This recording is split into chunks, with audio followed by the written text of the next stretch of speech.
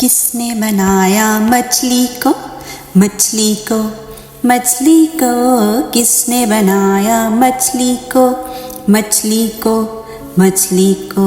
खुदा ने बनाया मछली को, मछली को, मछली को? खुदा ने बनाया मछली को हम सब के लिए। किसने बनाया फूलों को, फूलों को, फूलों को?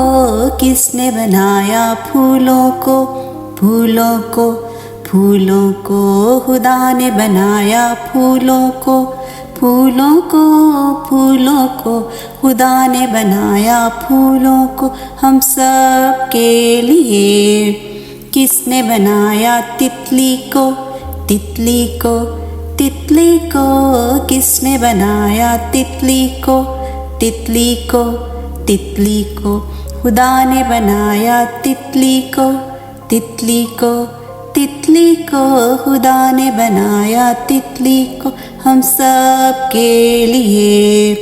किसने बनाया सूरज को, सूरज को, सूरज को? किसने बनाया सूरज को, सूरज को, सूरज को? खुदा ने बनाया सूरज को, सूरज को, सूरज को? खुदा ने बनाया सूरज को हम सब के लिए।